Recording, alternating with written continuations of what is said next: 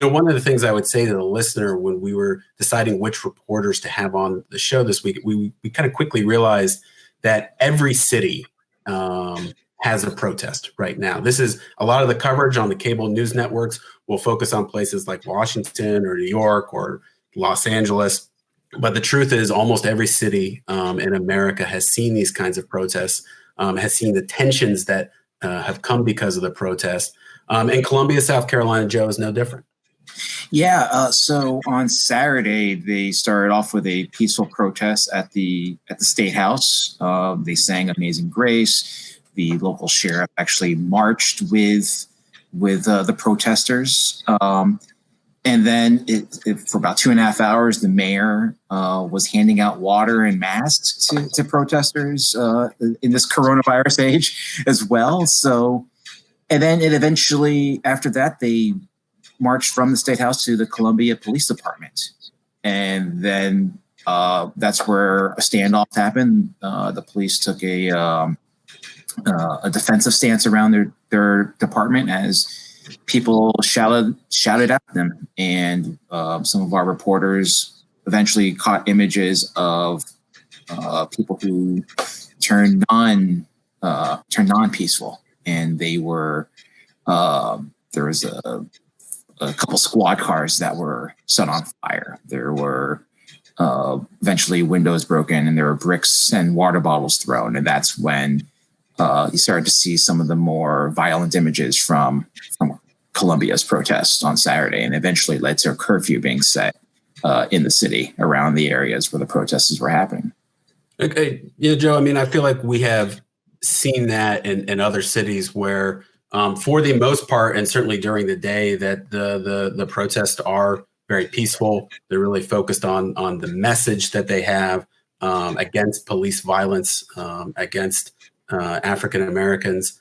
It seems to be sometimes at the end of the night, that's where some of the tensions start to rise a little bit. But just for the listeners, can you describe me how many people are we talking who have participated in the protests? Are there any community leaders involved in them? Or anything like that?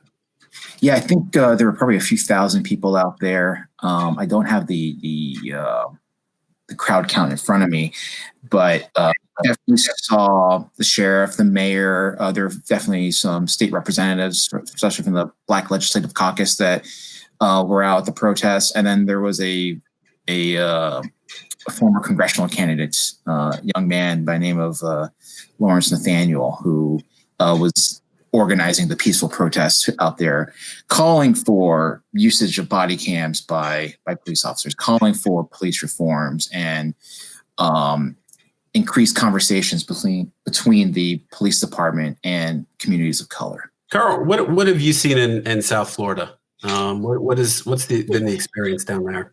Well, the first protest I covered was on Sunday, which is the day after the disturbance that we had on Saturday night in Miami. The protests started with an event at Wayne Huizenga Park, which is situated off the banks of New River in Fort Lauderdale.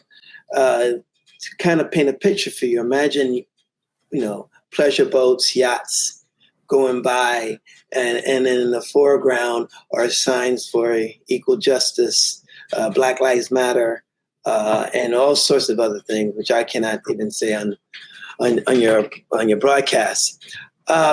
So it started out, just like most protests or assemblies, keynote speakers, members of the local chapter of Black Lives Matter, very, very well organized, good use of space, handing out water, making sure people wear a mask. As far as social distancing, it's kind of impossible during a protest for that to occur. And then they proceeded to march, and at first they didn't give an exact location or destination where the march would lead. So they went up Broward Boulevard, which is a major thoroughfare that runs east to west from downtown Fort Lauderdale to I-95. And then maybe about 2 or 3 blocks, they said, hey, we're going to stop by the Fort Lauderdale Police Department. Now, one thing I did notice that there were nearly on the fringes of the march, there were people kind of organizing some type of conversation about having an alternate source of political expression. Just to keep it light. So when they got to the police department, they took down the city flag and put up a American flag with inscription "Justice for some," and raised it up. And that kind of put the police on alert. They had police on the roof looking down onto the crowd. But Black Lives Matter chapter, the Broad Alliance, told everybody remain calm. We're here in peace. And they did what they had to do. They made chanted some slogans, did some call and response. And then the group, well, probably about 1,300 people, maybe around there, about a couple of hundred people, then turned and headed back to the park. That's when things got really interesting, because on the west part of Broward Boulevard, maybe a block away, police had already assembled and blocked off the street to traffic in both directions. So the organizers kind of corralled everybody, made sure no one's left behind, and they were trying to return back to the origin where the protest started.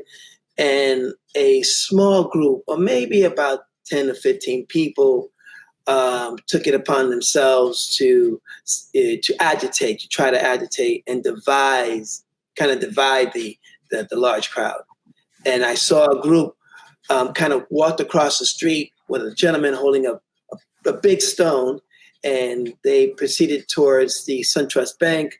And he must not been from South Florida, because anybody knows that all these commercial properties have impact windows. So he talked. I mean, I'm trying to shoot this, but I'm so far away. I can't move fast enough but I could see it, but I can't really record it as well as I would like to. I think I picked up my camera, but they were so small in the frame. He picked up this rock and tossed it, and it just bounced back. And then quickly, and I don't mean to laugh, because it's comical in one sense. It goes to show how little they know of the area, or how little they know that they knew about, they saw the bank and they thought, oh, this is a great place to make a point, or to start some type of looting. So quickly, within seconds, the organizers ushered, say, no, this is not what we're about. Went and approached the group, because they had tried to rejoin, say, no, we're going to go down to Las Olas, which is an affluent shopping and entertainment corridor in downtown Fort Lauderdale. They say, no, we have to return back to the park. So they finally convinced them to return back to the park. They crossed the street. We're back on the eastbound lane. And then they decide they want to hit a CVS. Well, again, Black Lives Matter organizers got in front of them and said, no, we're not going to tolerate this. You're not going to.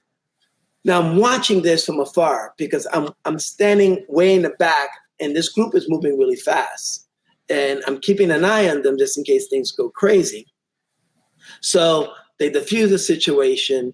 They continue eastbound, and to the south, we see at the Andrews Avenue Bridge, they've occupied the bridge. So now, which was great, because now these people decide, hey, we go over that side instead of going to Las Olas. I think if they would have gotten to Las Olas, it would have been a whole different story, because we have very affluent. Florida was right in the midst of kind of reopening slowly, so they probably would have some restaurants, maybe some businesses open. So they gravitated towards the bridge. After which, they were not enough. They didn't want to end their fraction. Did not want to end the protest. So they proceeded on to this municipal parking area, in which they kind of had they kind of had an act of defiance, and they stood in front of the line of Fort Lauderdale police officers, chanting, of course. And an officer from Fort Lauderdale went to confront the protesters, the small group of protesters, and he was surrounded, and by which all the protesters around him were either taking a knee or raising their hands. Someone must have said something that agitated him. I shot a frame of him looking back at a woman on her knees, and the look that he was giving her was not kind whatsoever. Another officer, a female black officer, proceeded towards, saw this coming, and for some reason, the officer turns around. The black officer says, "Please, you have to leave. We don't need this." Tries to pull him. As he turns around, he pushes the woman that was on her knees. Now, which then started a barrage of projectiles, of water bottles, some rocks going towards the officers. So they pulled them out of the situation, and all of a sudden, everything started getting tense.